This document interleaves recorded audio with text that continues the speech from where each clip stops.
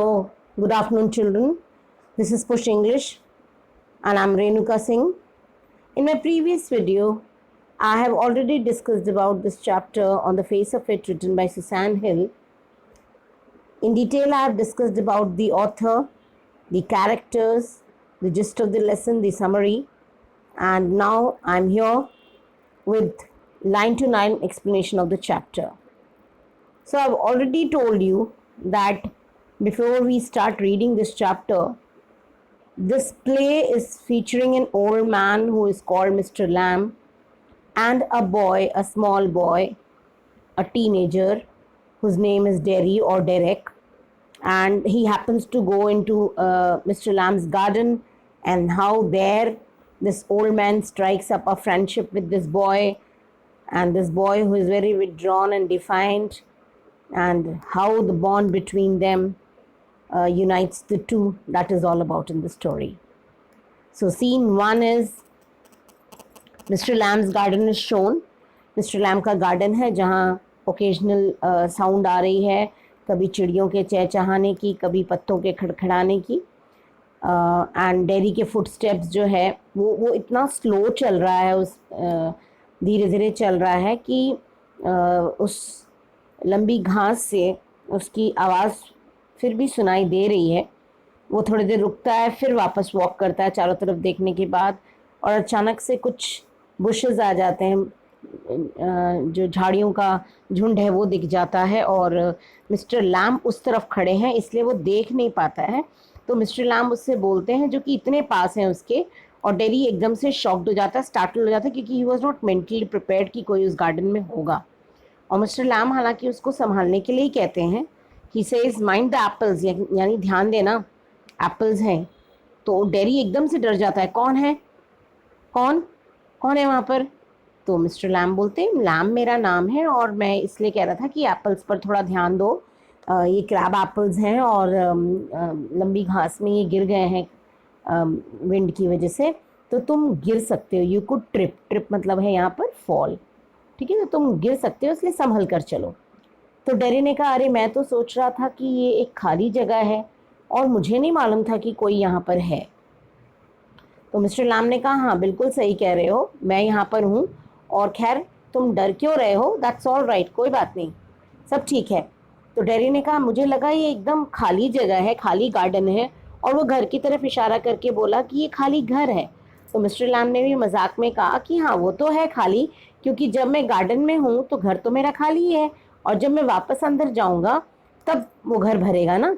और इस बीच मैं अभी फ़िलहाल बाहर हूँ, बाहर ही रुकने की सोच रहा हूँ, क्योंकि इतने खूबसूरत दिन को अंदर नहीं रहना चाहिए, बाहर की खूबसूरती इंजॉय करनी चाहिए. तो डेरी थोड़ा पैनिक हो जाता है, कहता है मुझे जाना होगा, I have got to go. तो मिस्टर लैम्ब कहते हैं नहीं नहीं मेरी वजह से मत जाओ, मुझे आई डोंट माइंड, मुझे फ़र्क नहीं पड़ता, मैं किसी को रोकता भी नहीं हूँ, कोई भी मेरे गार्डन में आ सकता है, मेरा जो गार्डन का गेट है वो हमेशा खुला रहता है, सिर्फ तुम हो जो गार्डन वॉल चढ़कर आए हो, ठीक है. तो ये बहुत इम्पॉर्टेंट है.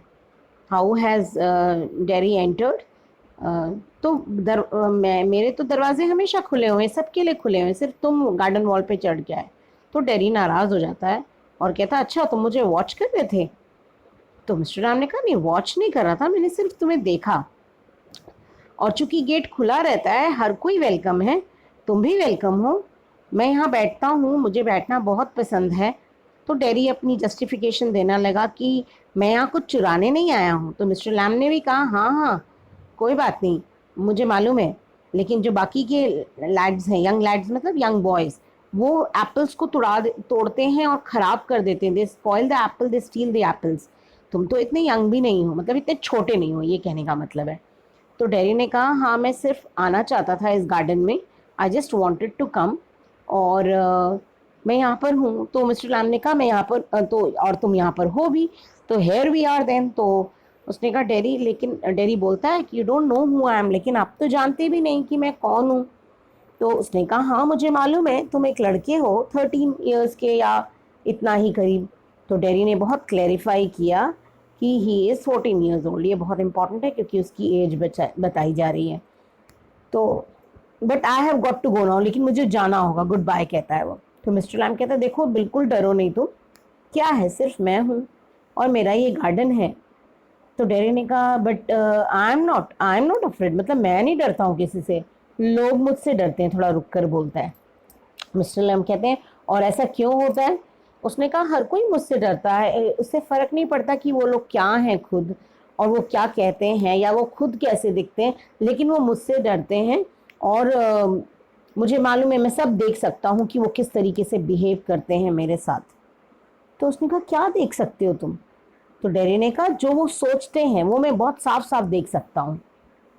तो मिस्टर लैम ने कहा और वो क्या सोचते हैं? तो बोलते हैं कि तुम क्या सोच रहे हो, यहाँ पर एक लड़का है, बेचारा लड़का, मुझे देख करके तुम्हें लग रहा होगा, मेरे चेहरे को देख के लग रहा होगा और तुम सोच रहे हो ओहो, मेरे चेहरे को देख के तुम्हें एक फीलिंग आ रही होगी दैट्स बैड, कितना ख़राब चेहरा, ये तो बहुत टेरिबल सी चीज़ है और इनफैक्ट ये सबसे अगलीस्ट चीज़ मैंने अब तक की देखी है, यही सोच रहे हो ना मेरे बारे में, और तुम्हें लग रहा है बेचारा ये लड़का। तो उसने कहा मैं अब तुमको बता दूं मैं बेचारा नहीं हूँ और अंदर अंदर तुम डर रहे हो मुझसे, कोई भी डरेगा, शायद मैं भी होता तुम्हारी जगह तो डरता, क्योंकि मैं जब खुद मिरर में अपने आप को देखता हूँ तो मैं भी डर जाता हूँ अपने आप को देखकर। तो ऐसा क्या है डेरी में कि सब उसे देख के डर जाते हैं और उसका ये मानना है कि लोग उसके साथ ऐसा बिहेव करते हैं। तो मिस्टर लैम ने थोड़ी सी बात इधर उधर करने की कोशिश की। उन्होंने कहा नहीं नहीं ऐसा कुछ नहीं है, तुम्हारा तो बात थोड़ी टाली। उन्होंने कहा not the whole of you, नहीं पूरा तो ठीक हो तुम। तो उसने कहा अच्छा यस। उसने कहा हाँ बताओ।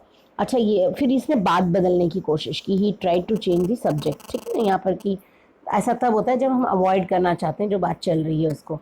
तो उसने कहा देखो अभी थोड़ी देर के बाद ठंड हो जाएगी, मैं लैडर लेने जा रहा हूँ, सीढ़ी लेने जा रहा हूँ, स्टिक लेने जा रहा हूँ, तो मैं क्रैब एप्पल्स तोड़ूंगा, वो पक चुके हैं, मुझे जेली बनानी है और ये मौसम सबसे अच्छा मौसम होता है जेली बनाने का। यानी कौन सा महीना चल रहा है? सितंबर चल रहा है।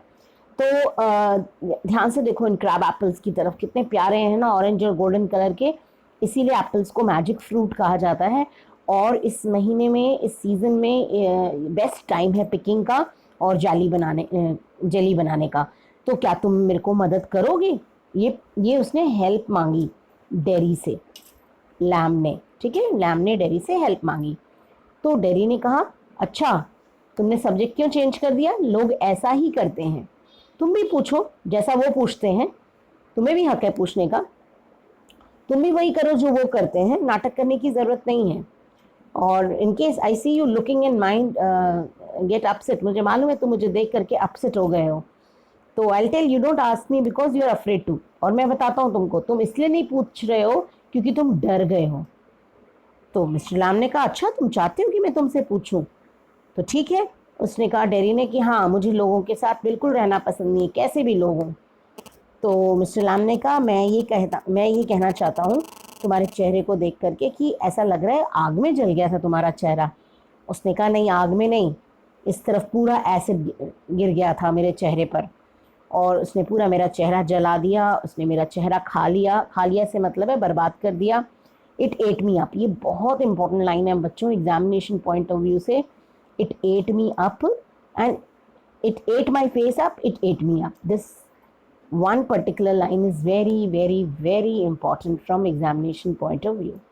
Okay, it ate me up का मतलब यहाँ पर क्या है, मुझे खा लिया। खा लिया से क्या मतलब, मेरी पर्सनालिटी को, हाँ, क्योंकि क्या होता है जो भी फिजिकली इम्पेयर्ड होते हैं उनका कॉन्फिडेंस बहुत लूज हो जाता है, मतलब दे कॉन्फिडेंस इसलिए लूज होता है क्योंकि हम बहुत कॉन्शियस होते हैं अपने लुक्स को लेकर के, और जैसे ही हमारे लुक्स में कोई प्रॉब्लम आती है we get little nervous and under confident. तो यही डेरी के साथ भी हो रहा है और वो अंडर कॉन्फिडेंट है। तो इसका कहने का ये मतलब है कि इस जले हुए चेहरे ने मेरा चेहरा तो, इस एसिड ने मेरा चेहरा तो जला ही दिया लेकिन मुझे भी पूरी तरीके से निगल गया, और अब मैं कभी भी अलग नहीं दिखूंगा, कभी भी डिफरेंट नहीं दिखूंगा। आप देख सकते हैं आपकी टेक्स्ट बुक में एक फ़ोटोग्राफ बनी है जिसमें बहुत क्लियरली मिस्टर लैम और डेरी कन्वर्स करते हुए दिख रहे हैं, और आप अगर ध्यान दें तो डेरी का चेहरा आप देख लीजिए, उसका एक तरफ का पूरा चेहरा एसिड से जला हुआ है, और दूसरी तरफ अगर आप ध्यान दें तो मिस्टर लैम का जो पाँव है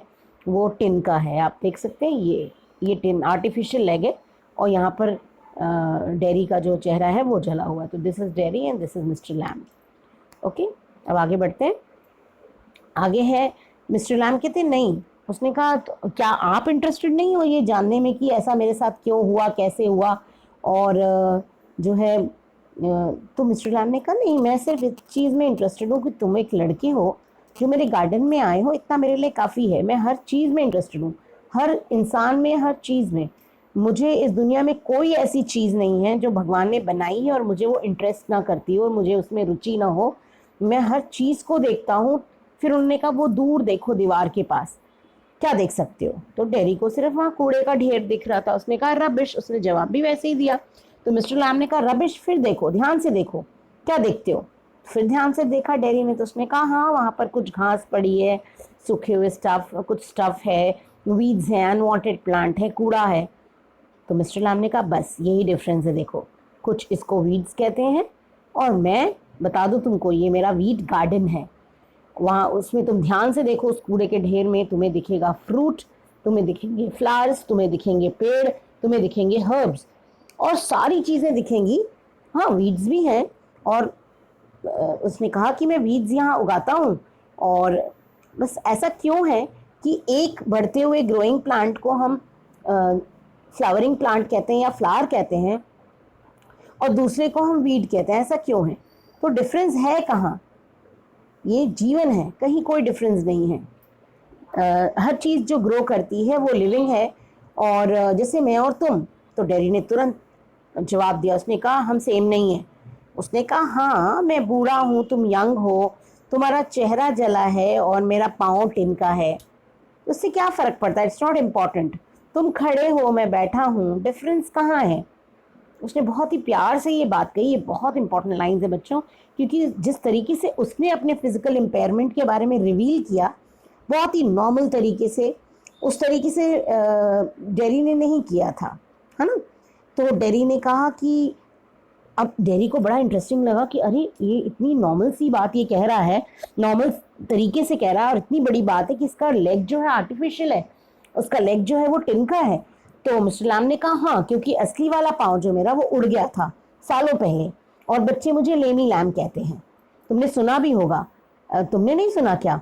और ठीक भी है, लेमी लैम मेरे नाम के आगे बहुत फिट होता है। मुझे मुझे उससे कोई फ़र्क नहीं पड़ता है, इट डजंट ट्रबल मी। तो डेरी ने कहा बट आपकी जो प्रॉब्लम है ये, इसमें आप अपने trousers, you can put on trousers and, एक सेकेंड, हाँ, you can just hide it with the help of trousers. आप ट्राउज़र्स डाल लेते हो तो आपका ये कवर अप हो जाता होगा, लोग नहीं देखते होंगे और जो है उसे नोटिस नहीं करते होंगे, तो और स्टेयर नहीं करते होंगे। तो उसने कहा नहीं ऐसा नहीं है, कुछ लोग तभी भी करते हैं, कुछ लोग तभी भी नहीं करते हैं, और जब वो देखते देखते मुझे थक जाते हैं, खुद ही एंड में छोड़ देते हैं देखना, क्योंकि इस दुनिया में बहुत सारी ऐसी चीज़ें हैं जिनको हम घूर सकते हैं, स्टेयर कर सकते हैं। तो डेरी ने कहा हाँ जैसे मेरा चेहरा। उसने कहा नहीं, जैसे ये क्रैब एप्पल्स, जैसे मेरा वीट, जैसे वो जो स्पाइडर देख रहे हो कैसे वो सिल्कन लैडर पर एक रेशम की सीढ़ी पर चढ़ रहा है, और मेरे ये बड़े बड़े सनफ्लावर्स, टॉल सनफ्लावर्स। तो डेरी ने कहा ये तो सारी चीज़ें हैं। तो मिस्टर लैम ने कहा ये सारी चीज़ें रिलेटेड हैं, चाहे वो ब्यूटी हो या बीस्ट हो, यानी थिंग हो या फिर लोग हो, पर्सन हो। तो उसने कहा तुमने कहानी नहीं सुनी ब्यूटी एंड बीस्ट वाली? तो डेरी ने कहा what is that suppose to mean, मतलब उसकी समझ में नहीं आया डेरी को ये क्या बोलना चाह रहा है, या इस कंटेक्स्ट में वो ब्यूटी बीस्ट का जिक्र क्यों कर रहा है। उसने कहा तुम मुझे बताओ। मिस्टर लैम ने पूछा कि क्या नहीं समझ में आ रहा? उसने कहा तुम ये मत सोचना कि छोटा सा बच्चा है या कोई जिसको फेरी स्टोरी पता नहीं है, और मुझे सब पता है। It's not what you look like. और कितने अच्छे से उसने, देखिए उस स्टोरी का उसने एक तरीके से ब्यूटी एंड बीस्ट का एक थीम बता दिया, जस्ट बता दिया सिर्फ 1 सेकेंड में, और वो ये था it is not what you look like, it is what you are inside. ये बहुत बहुत इंपॉर्टेंट इस पर क्वेश्चन बनता है बच्चों कि आप बाहर से कैसे दिखते हैं उसका कोई फ़र्क नहीं पड़ता, आप अंदर से कैसे हैं वो बहुत इम्पॉर्टेंट है। आगे इसकी एक्सटेंशन है handsome is as handsome does, यानी हैंडसम वो है जो हैंडसम काम करता है, यानी खूबसूरत वो है जो दिखने में खूबसूरत हो ना हो, लेकिन कर्म उसके बहुत खूबसूरत होते हैं, तो ये पूरी लाइन बहुत इंपॉर्टेंट है बच्चों, ये ध्यान रख लीजिएगा आप लोग। यहाँ तक handsome is that handsome does या handsome is as handsome does, it means the same thing. तो उन्होंने कहा क्यों तुमने वो कहानी नहीं सुनी कि ब्यूटी जो है वो मॉन्स्टर्स बीस्ट से प्यार करती है और she kissed him and then वो बीस्ट जो है he changes into a handsome Prince.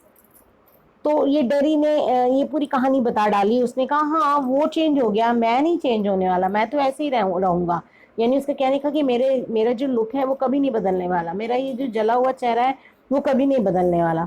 उसने मिस्टर लैम ने कहा हाँ एक सेंस में सही बात है, तुम नहीं बदलने वाले। तो डरी बोलता है और मुझे तो कोई किस भी नहीं करेगा, सिर्फ मेरी माँ करती है, और वो भी मेरे चेहरे की दूसरी तरफ किस करती है, यानी जो जला हुआ हिस्सा नहीं है वहाँ। और वो इस मुझे अच्छा नहीं लगता मेरी माँ मुझे ऐसे किस करती है, क्योंकि मुझे मालूम है वो इसलिए करती है क्योंकि उनको करना है, मैं तो उनका बेटा हूँ, तो मुझसे प्यार करेंगी ही। तो मुझे ये बिल्कुल पसंद नहीं है, और I don't care if nobody ever kisses me, मुझे फ़र्क भी नहीं पड़ता अगर कोई मुझे किस नहीं करेगा तो भी। तो ये बहुत सीरियस बात है इस बच्चे के मन में। आप सोचिए ये धारणा है कि उसको ये तक महसूस हो रही है बात कि उसकी माँ भी उसे दूसरी तरफ, गाल की दूसरी तरफ किस करती है। तो कितनी नेगेटिविटी और कितनी पेसिमिस्टिक अप्रोच है इसकी लाइफ की तरफ, he is carrying wrong notions with him, और उसके साथ ऐसा कुछ हुआ होगा, लोगों ने ऐसा किया होगा, तभी तो वो ऐसी चीज़ें कैरी कर रहा है कि अपनी माँ के प्यार पर भी उसको शक हो रहा है। तो खैर मिस्टर लैम्स को थोड़ा लाइट करने के लिए या एक माहौल हल्का करने के लिए वो कहते हैं अरे और तुम केयर नहीं करोगे जब वो लोग तुम्हें किस करेंगे। उस पर स्ट्रेस करता है दैम पर। उसने कहा कौन? उसने कहा अरे प्रिटी गर्ल्स, वही जिनके लंबे बाल होते हैं, बड़ी आंखें होती हैं। और फिर उसने थोड़ा उस चीज़ को चेंज किया। उसने कहा वही लोग जो तुमसे प्यार करते हैं। उसने कहा मुझे कौन किस करने देगा अपने आप को, नॉट वन, कोई नहीं किस करने देगा। उसने कहा कौन कह सकता है इस बात को? डैडी ने कहा देखो मैं कभी भी अलग नहीं दिखूंगा, मैं आपके जितना बूढ़ा हो जाऊंगा तभी भी मैं ऐसे ही दिखूंगा, तभी भी मेरा आधा चेहरा जला हुआ रहेगा। मिस्टर लैम ने कहा हाँ ये बात तो सच है, लेकिन ये दुनिया तो वैसी नहीं रहेगी ना, दुनिया का जो पूरा चेहरा है, तुम दुनिया को देखो, दुनिया तो बदलेगी ना। तो डैडी को फिर थोड़ा गुस्सा चढ़ जाता है कि क्या बड़ी बड़ी बातें कर रहे हैं। तो कहते हैं कि तुम्हें क्या लगता है ये दुनिया है तुम्हारी, ये छोटा सा पुराना सा गार्डन जो है? तो मिस्टर लैम ने कहा हाँ मैं जब तक यहाँ पे हूँ मेरे लिए तो यही मेरी दुनिया है, और कहीं और जाऊँगा तो वो मेरी दुनिया होगी। तो फिर डैडी को लगा मैं कुछ ज़्यादा ही इनके साथ रूड हो गया हूँ, मुझे थोड़ा अच्छे से इनके साथ बिहेव करना है। आखिरकार ये इनका भी जो पाँव है वो आर्टिफिशियल है, और इनका ये भी तो ऐसी ही एक मुसीबत से जूझ रहे हैं जैसी मुसीबत से मैं जूझ रहा हूँ, तो मुझे थोड़ा सा इनके साथ पोलाइट हो जाना चाहिए। तो फिर उसको अचानक से याद आता, वो कहते हैं क्या आपके पाँव में दर्द होती है? उसने कहा नहीं, टिन का लेग है, टिन में क्या दर्द होना है? उसने कहा नहीं, जब वो आपका पाँव व्हेन इट केम ऑफ, जब वो निकल गया था। उसने कहा हाँ तब तो बिल्कुल दर्द हुई थी। तो उसने कहा नहीं मेरा ये मतलब है। तो डैडी ने इसको समझाया, डैडी ने बोला कि and now I mean where the tin stops, और अभी अभी भी दर्द होता है आपको क्या? तो मिस्टर लैम ने कहा हाँ कभी कभार दर्द होता है, स्पेशली वेट सीजन में, जब और उसका फ़र्क नहीं पड़ता। जहाँ पर टिन मतलब आप देखिए जिसके आर्टिफिशियल लिम्स लगते हैं वो कहीं तो असली चीज़ होगी ना, तो असली पाँव और नकली जहाँ से शुरू होता है वहाँ से किस तरीके से वो जहाँ रुकता होगा या जहाँ जुड़ता होगा वो चीज़ तो पेन होती होगी। तो डैडी ने कहा ओह, तभी लोग कहते हैं कि look at all those people who are in pain and brave and never cry, never complain and don't feel sorry for themselves. तो आप सोचो कि इसीलिए लोग कहते हैं ना कि जो लोग जब आप दुखी हो तो आप अपने से ज़्यादा दुखी लोगों को देखो जो आपसे ज़्यादा पेन में है, फिर भी बहुत बहादुरी से उस चीज़ को फेस करते हैं। वो रोते नहीं हैं, कभी कंप्लेन नहीं करते, और अपने ऊपर दया तो बिल्कुल नहीं दिखाते कभी भी। तो मिस्टर लैम ने कहा ये बात तो बहुत बड़ी है, किसने कही? मैंने तो नहीं कही। तो डैडी कहता है अच्छा तुम उन लोगों के बारे में सोचो ना जो तुमसे भी बुरी स्थिति में है।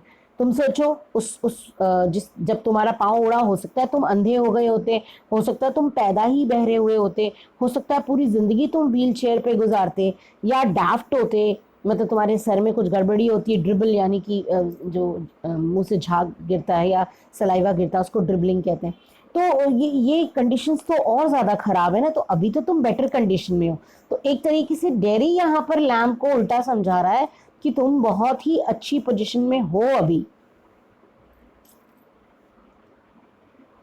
तो बच्चों चूँकि चैप्टर काफ़ी लंबा है, ऑलमोस्ट 13 पेजेस का, तो आई हैव डिसाइडेड कि अब मैं यहीं तक आज पढ़ाती हूँ और दूसरे वीडियो में यानी पार्ट 2 में I will be starting with page number 61. Okay, and those who have watched the video till end, please like, comment and share, and we'll discuss the rest of the chapter in my next video. Bye bye. Yeah.